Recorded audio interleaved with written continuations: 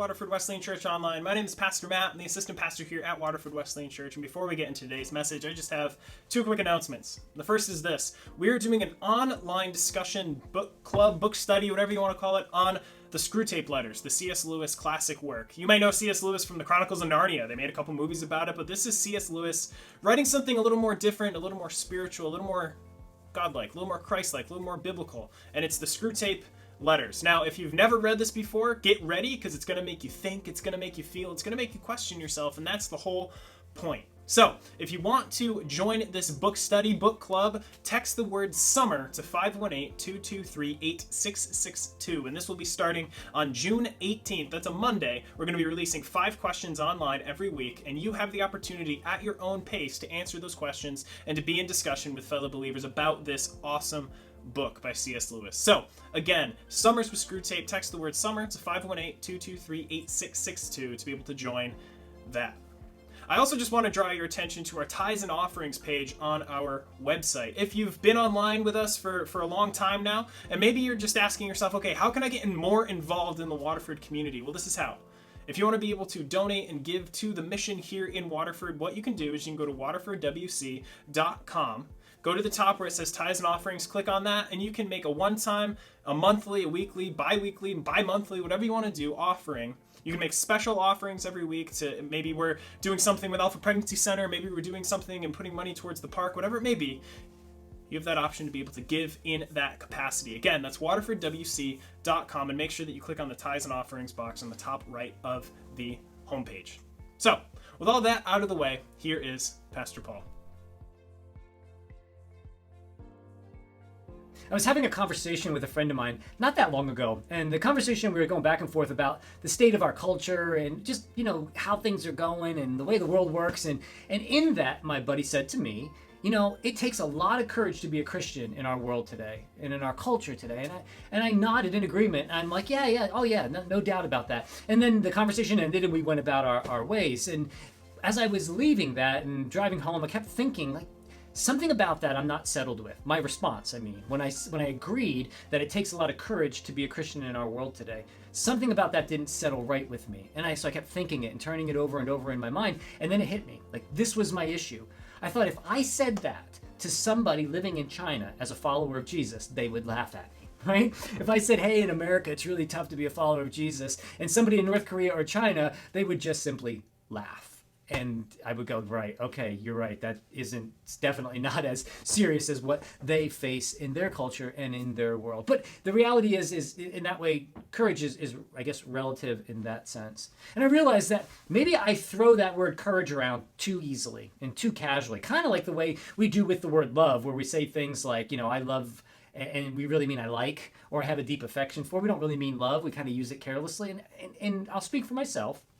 I think I might use courage carelessly. And I don't think it's just me and just Christian circles. I kind of think it goes beyond that.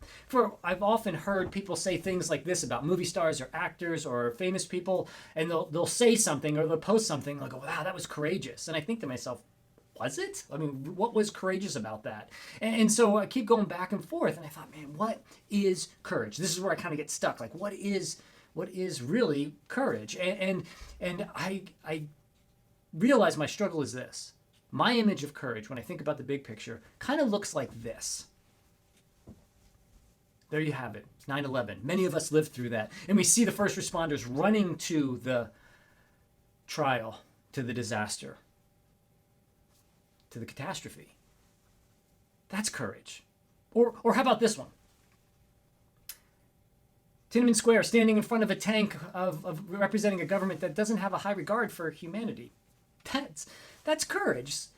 And then finally, one more. I want to show you this. This is courage to me. Young men, kids from my perspective, young men from America, from Great Britain, from Canada, coming onto the beaches of France to stop Hitler and his war machine.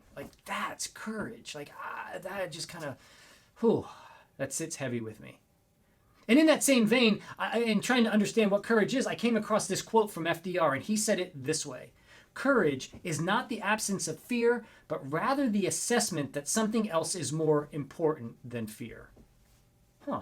Well, that's an interesting way to talk about courage. It's not that there isn't fear, but it's realizing there's something way bigger than what is in your way. And as I thought about that, I'm like, that's a pretty good explanation. Well, here's another one I'll give you. John Wayne said it this way: courage is this, is being scared to death, but saddling up anyway. And I just want to say, saddling up anyway, partner. I mean, I want to do it, but I just did it anyway. Anyhow, so that's the idea of courage. And so I got those two. I got those images in my mind, and I got those definitions from like FDR and a guy like John Wayne. And then I realized this. The psalmist says, courage is this: search me, God. Now you might on the surface go, wait a minute, that does not sound as courageous as those young men that stormed the beaches of Normandy. It may not sound as courageous as standing in front of a tank. It may not sound courageous as running into a building to save people that, well, collapsed. But the prayer, search me, God, I want to tell you, is courageous. Now, this is out of Psalm 139. And before I get to the last half of it, where the psalmist wraps up with a prayer, I want to kind of just give you like the summary of the Psalm 139. It's God knows me. God sees me. I can't hide from him. And then the psalmist says in like this really raw moment of honest expression of hatred and frustration for those that hate God and making his life difficult. And then closes with this. Psalm 139, verses 23 and 24, and they say this: search me, God, and know my heart. Test me and know my anxious thoughts. See if there is any offensive way in me, and lead me in the way everlasting. The psalmist, after expressing this anger, frustration with those who hate him and hate God, and the people that are having wrongdoings against God, says to God, search me, test me, see me, lead me. That's courageous. And I want to break that down for you. Let's just start it right at the beginning. Search me, God.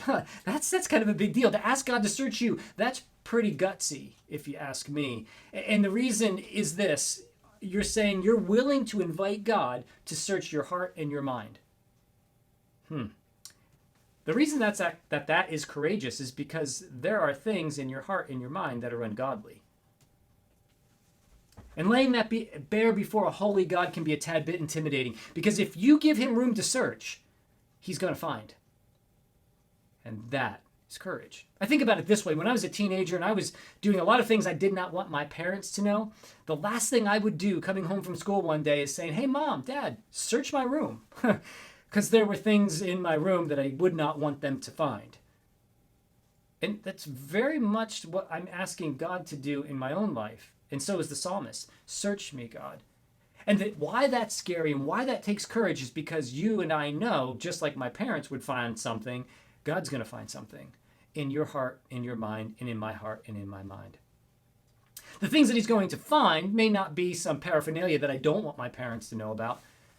What he's going to find are things in my heart and in my mind. Things like bitterness, resentment, unforgiveness, bigotry, pride, selfishness, racism. I mean, it just goes on and on. There's all kinds of things that can get tucked away in our hearts and in our minds. And by saying, search me, God, he's going to find them.